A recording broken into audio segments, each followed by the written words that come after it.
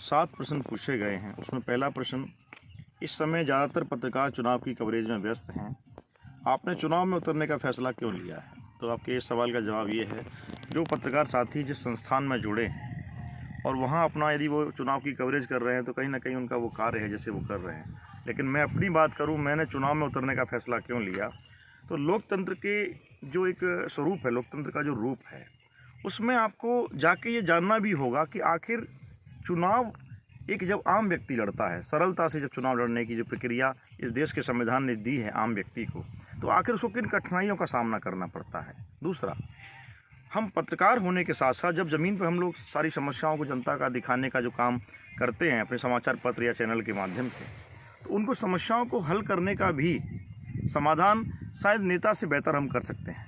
तो मेरा उद्देश्य यही था चुनाव में उतरने का कि सफलता मिलना कितना कठिन है और चुनाव का जो स्वरूप इतना बड़ा हो गया है, क्या सरलता से उस चुनाव को जीता जा सकता है। तो ये एक मुख्य कारण है कि मैंने चुनाव में उतरने का फैसला लिया है। आपने दूसरा प्रश्न किया है, आपको क्या लगता है कि सामाजिक बदलाव के लिए बेहतर विकल्प है पत्रकारिता या चुनावी प्रक्रिया का हिस्सा बनना?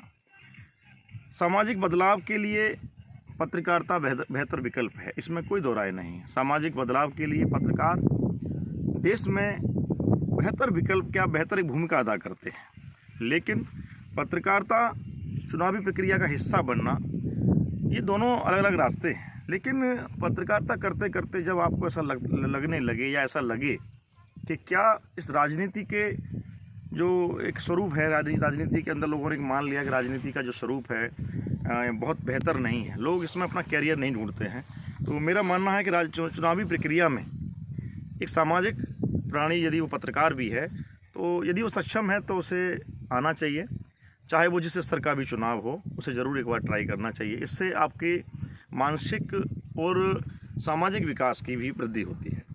तो आपके दूसरे प्रश्न का जवाब जो आपने पूछा उसका मैंने दिया है। वहीं तीसरा प्रश्न आपने किया है, क्या आपको लगता है कि आज का वोटर जागरूक है और उसको धन और बल से प्रभावित नहीं किया जा सकता?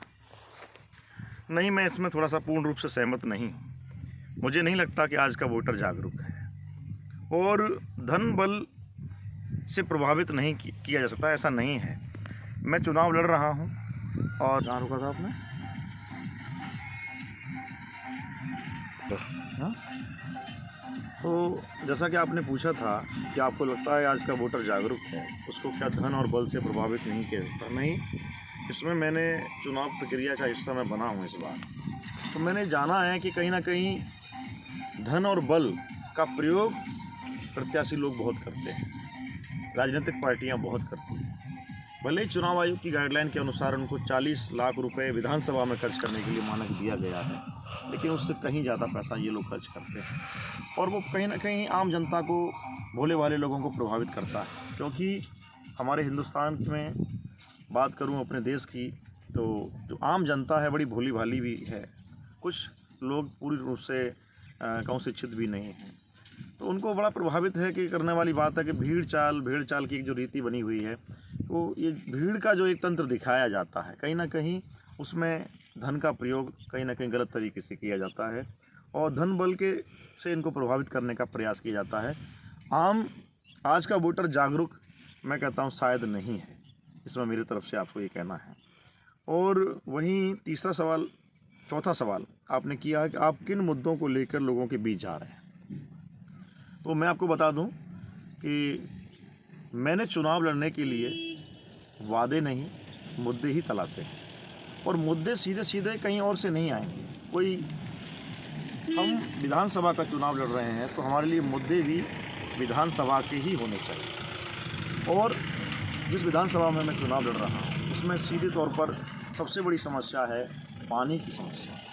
खारा पानी बहुत बड़ी समस्या है, उसका समाधान कहीं ना कहीं होना है इस विधानसभा के अंदर। दूसरी सबसे बड़ी समस्या यहाँ आवारा पशुओं से है, कहीं ना कहीं गाय उसमें प्रमुखता से है, बैल है और भी तमाम मवेशी हैं जो किसानों को देर रात जगने के लिए परेशान किए हुए हैं।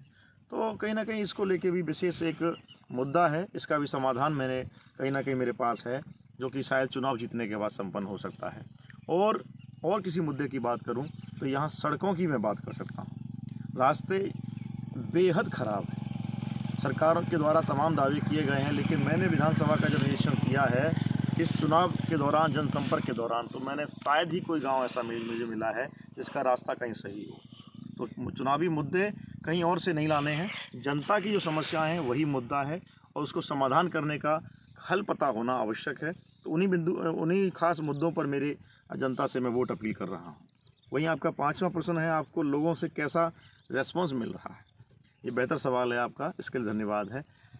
मैं कहूँ कि मुझे बहुत लोगों का प्यार मिल रहा है, बहुत लोगों का आशीर्वाद मिल रहा है।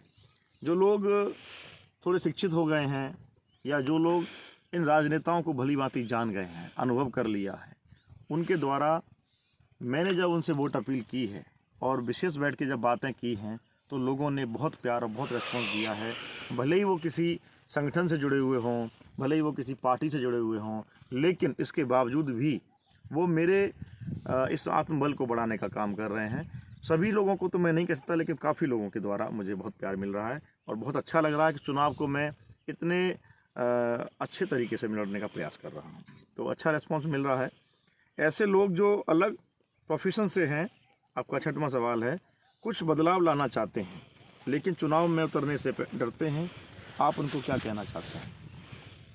मैं सीधे तौर पर एक ही कहना चाहता हूँ, आपको हिम्मत करनी होगी, आपको हिम्मत करनी होगी। आपके बच्चे चुनाव तभी लड़ सकेंगे, आप अपने बच्चों को उसके लिए तैयार करेंगे, उनका आत्मबल बढ़ाएंगे। ये खर्च, चुनावी खर्च इतना बड़ा बना दिया गया है कि आम व्यक्ति, यदि कहें आज के जो नवयुवक हैं, युवा हैं, उनके यदि पेरेंट्स उनको चुनाव में जाने से रोकते हैं, चुनाव लड़ने से रोकते हैं, उसके पीछे कहीं ना कहीं चुनावी खर्च बड़ा कारण है। लेकिन आपको आत्मबल अपने बच्चों का मजबूत करना चाहिए, उनकी शिक्षा का, उनके अनुभव का इस देश को बहुत लाभ मिल सकता है। मैं समझता हूँ उनको चुनाव के दौरान ज़रूर अपने आप को प्रतिभाग करना चाहिए, उसमें प्रतिभागी बनना चाहिए और चुनाव लड़ने से अपने बच्चों को नहीं रोकना चाहिए, युवाओं को नहीं रोकना चाहिए। और यदि किसी प्रोफेशन में हैं तो उस प्रोफेशन में रहते हुए भी आप चुनाव लड़ सकते हैं और अपने देश की सेवा कर सकते हैं। 7वां सवाल, आखिरी सवाल आपका है, आप राजनीति में किसको अपना आदर्श मानते हैं? मैं राजनीति में आदर्श की बात करें, मेरे लिए राजनीति में आम व्यक्ति आदर्श है। आम व्यक्ति जिसने राजनीतिक लोगों के साथ काम किया लेकिन उसको कहीं ना कहीं उसकी उपेक्षा हुई है, वो मेरा आदर्श है। दूसरा आदर्श की राजनीतिक एक नेता के तौर पर बात करें तो मैं अटल बिहारी वाजपेयी जी को अपना आदर्श मानता हूँ। उन जैसा सरल और स्वाभिमानी व्यक्ति होना राजनीति में आज बहुत आवश्यक है। तो अटल बिहारी वाजपेयी जी को मैं कहीं ना कहीं अपना आदर्श मानता हूँ। तो आशा करता हूँ मैंने आपके सारे प्रश्नों के उत्तर सही से दिए होंगे।